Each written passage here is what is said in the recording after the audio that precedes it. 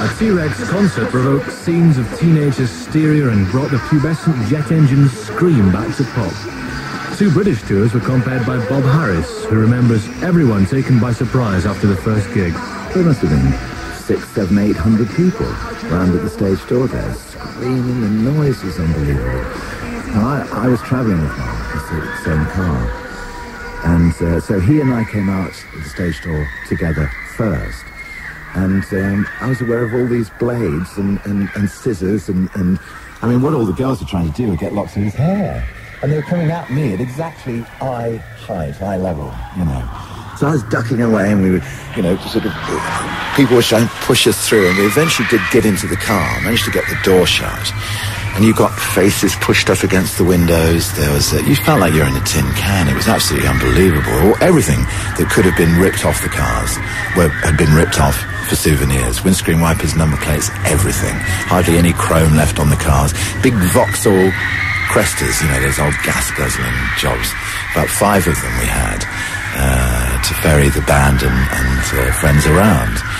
And the driver was sort of trying to inch forward through the crowd. I mean, he couldn't go very fast, obviously, because you're going to hurt people. People on the bonnet, people on the roof. And there's this incredible crunch as the whole of the suspension of the car just completely collapsed under the weight of all these people. And we immediately realized that we just couldn't do it like this anymore. The front page banner headline was T-Rex-tasy. I always remember that. I just thought it was such a great descriptive word. T-Rex-tasy. The frenzy of T-Rex fans was featured in a film mixing fantasy sequences with footage from 2 Wembley concerts. The movie was directed by Ringo Starr. Born to Boogie was great, you know, and I was then the producer in Apple Films, and I said, look, you put up yourself and I'll put up all the equipment and we'll split it. And that's what we did.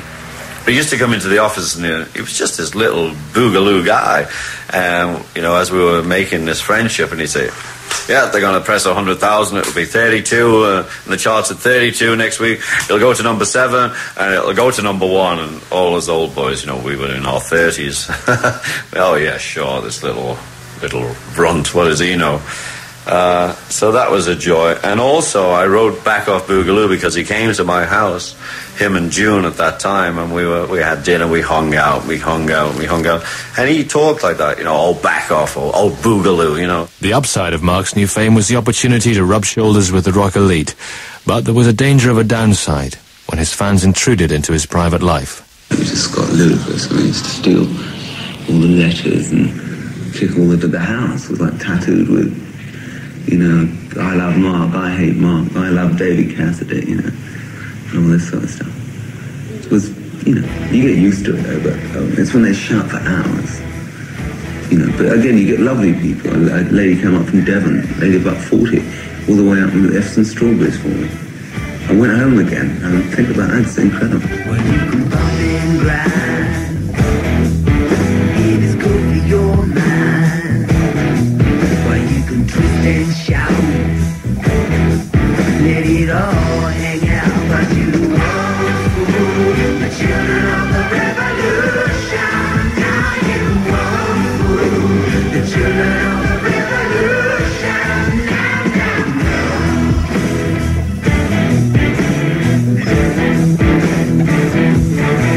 Well, you can tell a plane in the falling rain. I drive a Rolls Royce, cause it's good for my voice. But you won't fool the children of the revolution. Now you won't fool the children of the revolution.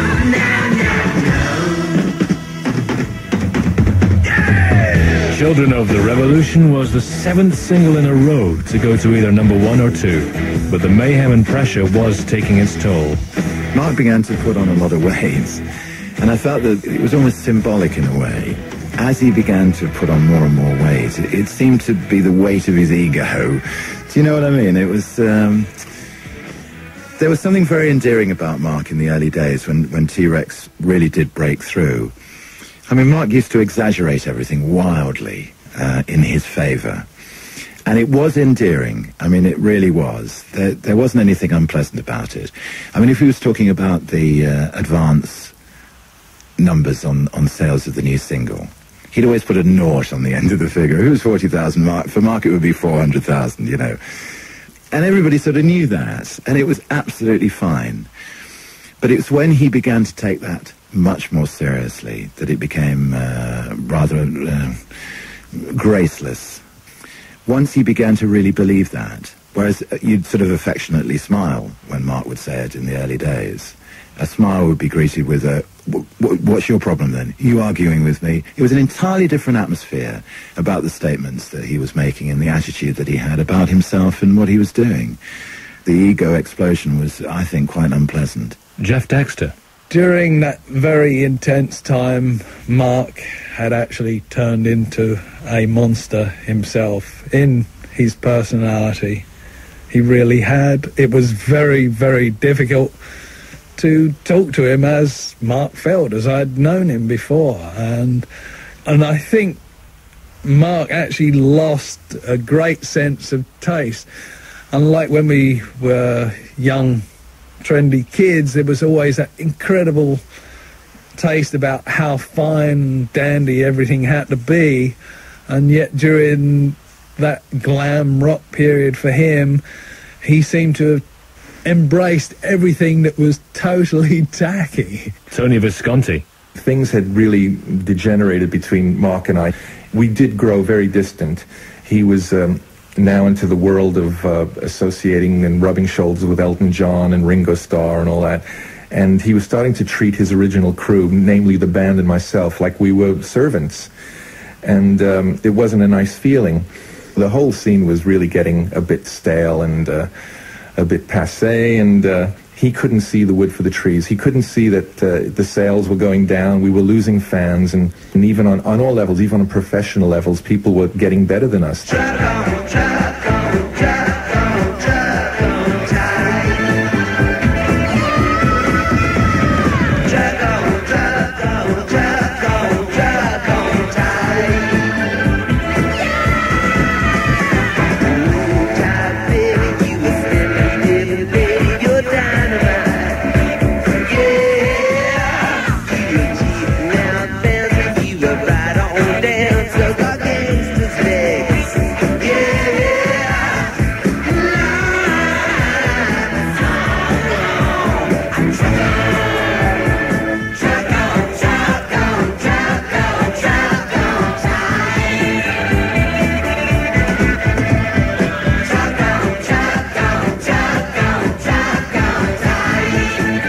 From 1973, Truck on Tyke was the last T-Rex single produced by Tony Visconti and the first to miss the top 10. Singing backing vocals on the track was an American soul singer, Gloria Jones.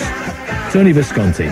Two things happened at this time, and I wouldn't say that one caused the other, but he had met Gloria and he left June, and I think June was a very sobering influence on Mark, and she was very inspirational. She would inspire him, she would guide him, she would read to him. Apparently Mark suffered from dyslexia, and June would read entire books to him. And somehow he lost her, so for some reason. Well, the reason is Gloria Jones. Not that I have any animosity towards Gloria, but that was definitely a dividing line in his priorities.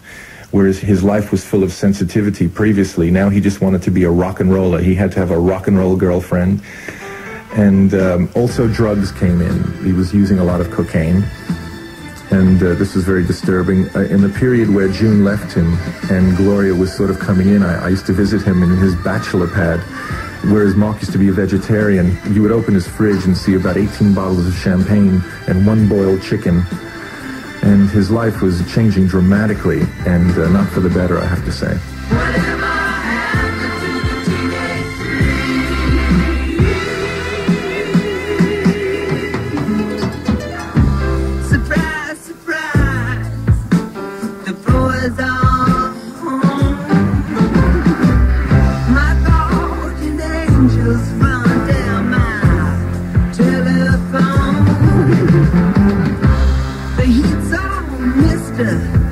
Can't you hear him scream?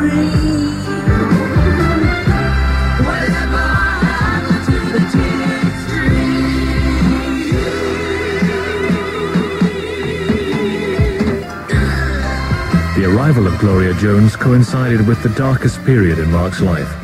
But around the time of the birth of their son Roland in 1975, Mark began to take stock and reject the excessive lifestyle that had already contributed to a minor heart attack. In 1977, he still only had sporadic chart success, but things were changing as a new breed of punk bands were fighting a brave battle against the disco boom. Against this backdrop, he was asked to host an afternoon pop show produced by Granada TV and called Mark. Once again, his old friend Jeff Dexter had hooked up with him, involved this time in his management company. As soon as the punk thing started to happen, early in '76, all of those young bands that were coming out had all cut their teeth on T-Rex records and adored Mark. Even though he had become the ultimate pop star, for them, he was the godfather of their music. And when the TV show came up, it was suggested initially that it was going to be the Bay City Rollers and Gary Glitter and the usual lot of 70s glam stars, and fortunately, with little persuasion and talking and nice meetings at our office, the program makers were convinced that it should be all new acts, apart from about two and this funny group of dancers that managed to still scrape into the show. Because every pop show had dancers still in those days. Sing a song that the world can sing it all, and I'll show you a song that stands for living. Sing a song that the world can sing it all, and I'll show you a song from the heart. The TV series was a success. Even his old friend David Bowie had agreed to appear on a show, and Mark was once more a face on the scene. But during the early hours of the 16th of September 1977, the car driven by Gloria Jones hit a tree in Gypsy Lane, Barnes, and Marc Bolan was killed instantly. Since then, his memory has been kept alive by a small, loyal following, while most have filed the glam rock years away as an embarrassing episode in British pop history. 20 years later, it now looks and sounds like great fun, which after all is what pop should be, shouldn't it? Paul Morley. It was such a run of Hot Love, Get It On, and Jeepster, and Metal Guru, and Telegram Sam that was just so exciting. It was like these weird punches to the soul. They just kept coming, and you just couldn't believe it could get any better. Which is why I always think it's so sad and disappointing when people then say, oh, well, then he went off. I mean, my God, what on earth did they expect? You know, it was an incredible run that most people have never got anywhere near to, you know, even if they've, you know, sort of people that are apparently in rock history and have made 20 albums. If you actually think about it, that little run of records was quite exciting, and he deserved whatever he wanted to do after that. He deserved, you know, and it was rather small-minded of people, petty of people to say, well, Truck on Tight wasn't very good, was it? Well, I mean, in fact, with the Children of the Revolution, it was still coming, and 20th Century Boy. I mean, it was astonishing, a series of records, you know. And even just those two albums, Electric Warrior and The Slider, incredibly underestimated, you know, because when you read the traditional history of pop, of rock, you know, you don't actually get a mention of T-Rex, really, because, you know, kind of it doesn't quite suit it, and it's somehow teeny pop. It was more with the Osmonds and the Bay City Rollers, and I really resent that, actually. You know, I think that's really sort of sad and unfair, you know. Marc Bolan contributed a great amount of music to the British public and to British music. He will always be remembered in the form of his recordings, but also his style seems to run through many groups. You can hear the T-Rex sound on Achtung Baby by U2. You can hear the T-Rex sound on the new Guns N' Roses album. And he's there. Mark is with us in many, many different forms. He lives on.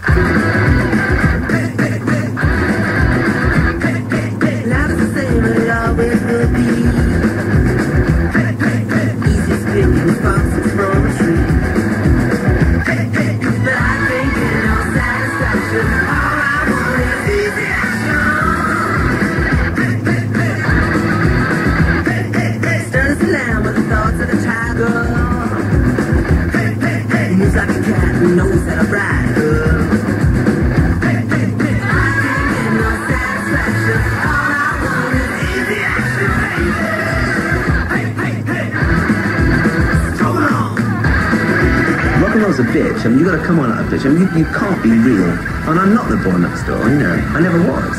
That's why I'm successful. I don't want to be the boy next door. They don't want me to be the boy next door. So in fact, on that stage, I'm at liberty. I'm in a realm of fantasy. I can do whatever I want to do and get away with it. The upside of it is what a gas, 8,000 people come and see you. And what do people think to show off in front of 8,000 people?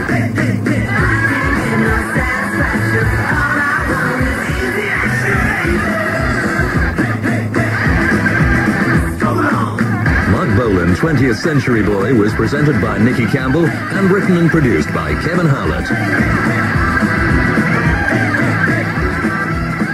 And a fascinating program. Thanks to Nicky Campbell and all those who put together to produce that. And